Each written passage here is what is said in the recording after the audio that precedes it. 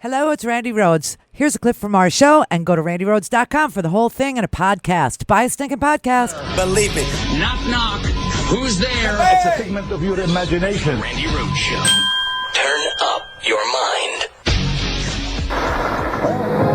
This is how we're going to pick a Supreme Court justice tonight at 8 o'clock. Just so you know. And winner of a $17,000 scholarship is Sherry Thrift, Miss South Carolina. Look at that hair. Wow. Ooh, that's a lot of Aquanet. Okay. Neil Gorsuch or Tom Hardiman, everybody.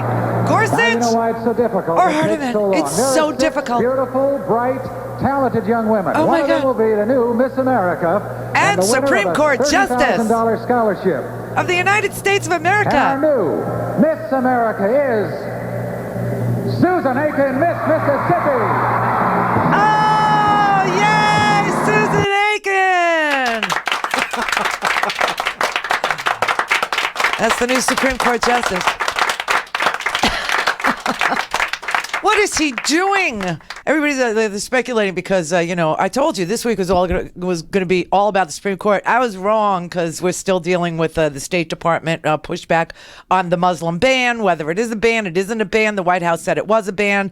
Donald Trump said he was going to call for a complete and total ban of all Muslims. Then he did a partial ban of some Muslims, and now he's saying it's not a ban at all. I just can't figure it out. State Department thinks it's a ban. We'll say that. Homeland Security thought it was a ban. The acting Attorney General, who was fired last night at 9:15 p.m., thought it was a ban. So I don't know. You're parsing so many words today. But the big kahuna, the big thing, the big payoff, the big show, the big giant show tonight, the live broadcast in front of a studio audience will be Donald Trump and the new Supreme Court Justice nominee. Now, he's bringing 2 people. Usually you bring the one that you've chosen after you've made up your mind. But apparently Donald Trump doesn't operate with any kind of decency or respect for, the office that is going to be a Supreme Court justice. So instead, people say, oh, it's going to be like The Apprentice or it's going to be like The Bachelor. One of them will get the rose. No, this is the Gong Show, everybody. You cannot run government in this manner and still have the respect of the world. That's the problem. I mean, you can run government in this manner, but you forfeit the respect of the world. You also forfeit, decency, you forfeit loyalty from the career executives inside our various, But this was Elizabeth Warren on the floor of the Senate last night. I didn't see anybody bringing you anything that went on the C-SPAN last night, which is a crying shame. And I don't mean fake tears. Oh, Donald Trump, you are vile. You really are. Obviously, Schumer was, torn apart by these family stories, torn apart by the fact that we have Iraq. There was a big article today, I think it was in the New York Times, that the Iraqis feel completely and utterly betrayed by us. We told them, you risk your lives, you help our troops, you help us liberate your country from Saddam Hussein, and we'll get you back. We'll get you back. We got you. Don't worry about it. We won't leave you there to die. We won't leave your family there in the lurch. We'll take care of you. We got you. You will be, able to live in peace in the United States if you help us. And of course, these people are marked people, and their families are in limbo. And so of course Chuck Schumer was crying. But Donald Trump, what a heathen moron. I mean, I know the man. I know Schumer. He's not a cry. You know what? I just want to say it so bad, but I won't because I don't want to debase myself just because when he goes low, I'll go lower, but, not with that kind of word. But anyway, here was Elizabeth Warren on the floor last night. We are here tonight because this country is in crisis. We are here tonight because it is a constitutional crisis, because it is a moral crisis. We are here tonight to stand up and ask the rest of the United States Senate to overturn Donald Trump's executive order. We have that power. All we need is the courage to stand up and do what is right. This is why we came to the United States Senate, to stand up and do what is right. I call on the rest of the Senate to overturn Donald Trump's illegal, unconstitutional, and immoral executive order. You know, what are you going to say after that? What are you going to say? You know what I mean? And then Chuck Schumer, you know, he made a little appearance also. And, you know, you're telling me that these Democrats aren't feeling that this country is way out of control. You're telling me that Republicans, you know, all the news media will tell you that behind the scenes, on the sly, in the darkness of the cloakroom, in the gym, on the bicycles, you know, that all the Republicans are going, we have a madman in the White House. What do we want to do? And I told you, these people, these Republicans are like bull riders now because they just want to ride him for another, for another election. They just want to make sure that they can get reelected in the House. Like, Paul Ryan won't be primaried, which I think is a great idea. Anybody in Janesville feel like running and primarying Paul Ryan? We'll give you our full support. But yeah, so you're telling me this is all bogus, right? Sally Yates, a person of great integrity who follows the law, was fired by the president. She was fired because she would not pursue the executive order on the belief that it was illegal, perhaps unconstitutional. It was a profile in courage. It was a brave act and a right act. And I hope the president and his people who were in the White House learned something from this. We are a nation that's a rule of law. Mm-hmm. And you just can't sit down, Twitter something out, and then think, okay, let's enact it. This is a complicated country. And when you do something as major as what the president proposed in his executive order, you got to think it through. You got to talk to people. Sally Yates was the acting attorney general. Why wasn't she consulted? Really? Maybe they would have known what she felt, and maybe they would have not done what they did. How can you run a country like this? How can you take a major order, major doing, and not check it out with your Homeland Security Secretary, with the Justice Department and the Attorney General? I would say, Mr. President, if this continues, this country has big trouble. We cannot have a Twitter presidency. Well, we do. His name's Twitler, and we have him. So I will tell you what the Democrats are doing today, because I think it's really important, because we need some good news, and they're doing, as much as they can. And I'd like to tell you what they're doing. But first, I want to read you Sally Yates's letter. Of course, she was the acting attorney general of the United States of America. And, they asked her to enforce this executive order. And she said, I don't believe it's lawful. Now, this is interesting because Sean Spicer, the guy who needs a GoFundMe so that we could buy him some suits that actually fit him.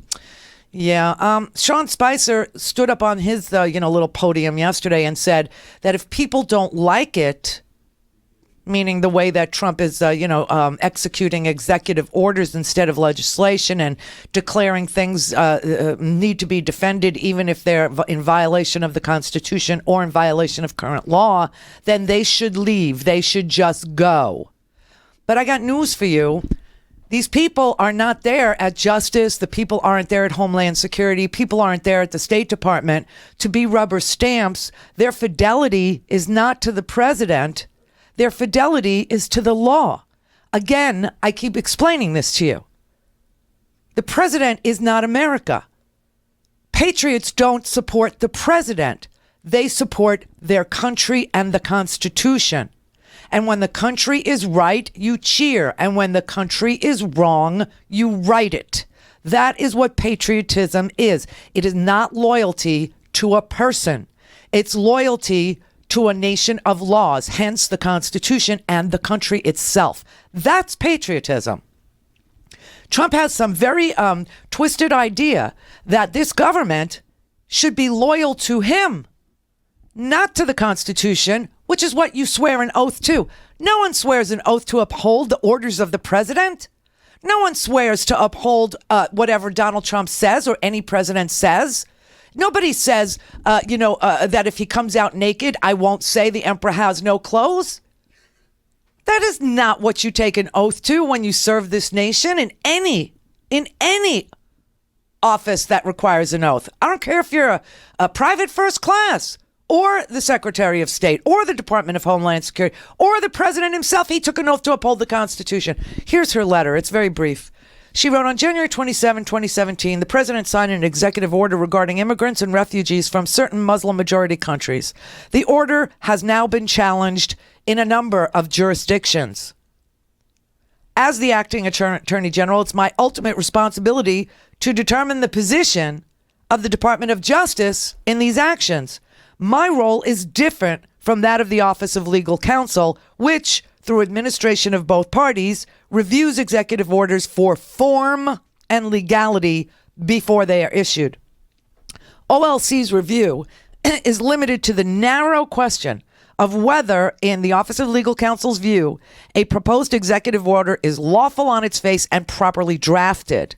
Its review does not take into account statements made by the administration or its surrogates close in time to the issuance of an executive order that may bear on the order's purpose. For instance, Donald Trump, I'm inserting myself here. Donald J. Trump will call for a complete and total ban on Muslims. The White House called this a Muslim ban.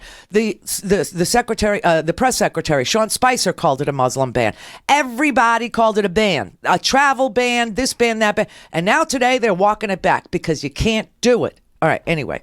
She said, importantly, it does not address whether any policy choice embedded in an executive order is just or wise. Similarly, in litigation, the Department of Justice civil division lawyers are charged with advancing reasonable legal arguments that can be made supporting an executive order. But my role as leader of this institution is different and broader.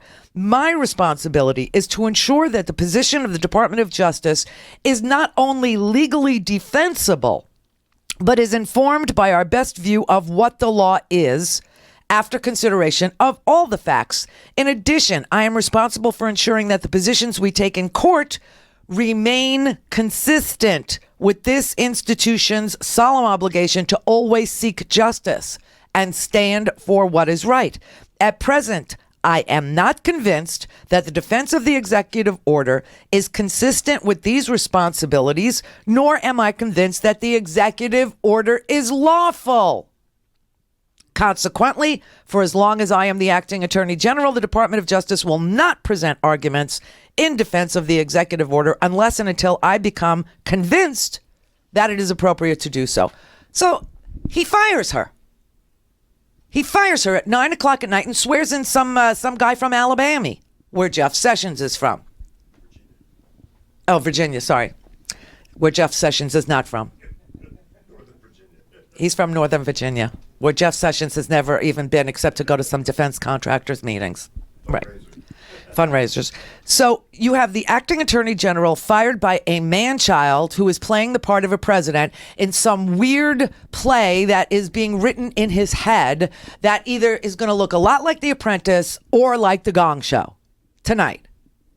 This is bizarro world. This is unbelievable. I mean, he doesn't, I was hashtagging. I thought I started the hashtag Monday Night Massacre. And then as soon as I was done, everybody was saying it. So I don't know. It was a tie. Everybody thought the same thing, that this reminded them of oh so Nixonian, it was just oh so Nixon. So he's not exactly making Nixon look good, but he does make Richard Nixon look organized.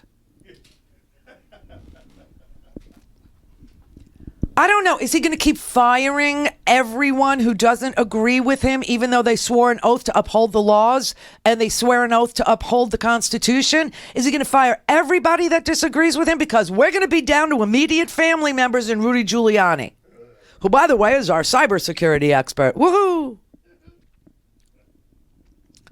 So let me tell you what's been going on in the meantime, okay?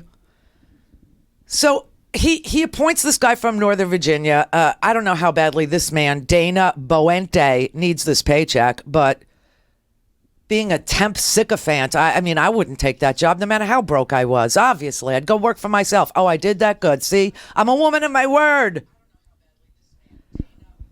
But Sean Spicer issued this statement last night. He said, Ms. Yates is an Obama administration appointee who's weak on borders and very weak on illegal immigration. Gee, I thought that the Obama administration was being criticized and held up as an example by the Trump administration as, you know, being the deporter in chief. And they're saying, we're not doing anything different than Obama did. We're not doing anything different. Obama deported 2.5 million people. We're going to deport 10 or 11. I mean, they're on both sides of everything all the time, but how could she be weak on deportations if that's the record? They're all just starting to talk like Trump. I mean, why don't you just tweet it out, Sean, and just put the word sad after with an exclamation point.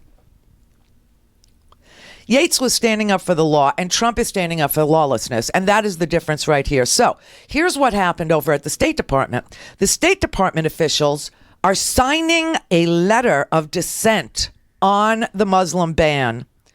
It starts, I have the letter, I can read it to you. It starts with, "We are better than this." They're not outright saying, "We are better than this," and Donald, you're not, but it's clearly implied in this letter. What we did not realize was that the State Department has in law a dissent channel. It is a channel for Foreign Service officers to freely express their concerns, and they've had this in place since 1971. It was for foreign officers to report their dissent of the Vietnam War specifically. Very Nixonian era that we're in right now, okay? Now, I'm sure Donald Trump is going to want to change that channel. I'm sure Donald Trump's going to want to make it illegal and, bar the dissent channel like he barred the White House in Spanish, like he barred the EPA and Interior and the Ag Department from, even issuing news releases. But for now, there is a dissent channel. Well, it seems that as soon as Sean Spicer made his statement that if you don't like it, you can go, these people who work and risk their lives in foreign they had a few signatures on this letter. Now they have over 100. They had like 80. Is it more? It's over 800. Over 800. Over 800 have signed this letter. This happened after the White House, the Trump White House said anybody in the State Department that disagrees with Donald Trump needs to go. Now, let's just parse anybody in the State Department, any professionals who disagree with Donald Trump in the State Department need to go. Let's just parse that. You can't be a professional in the State Department and agree with Donald Trump, which means everybody's going to have to go. And so we're going to have we're going to have Ivanka in her tinfoil dress. And then we come to find out who wrote this ban. And it turns out the author of the Muslim ban are all white nationalists. Isn't that interesting? Stephen Miller, who was Jeff Sessions' staffer and also works with Richard Spencer, the white nationalist who's most famous for recently getting punched in that video. You saw the video of him getting punched in the face? Yeah, that has the most likes a neo-fascist ever got, that video. Gotta say. But Stephen Miller, who works with Richard Spencer, the leader of the alt-right, the guy with the fashy hairdo that I'm always telling you about, yeah, with him, and with Steve Bannon. The two of them wrote this.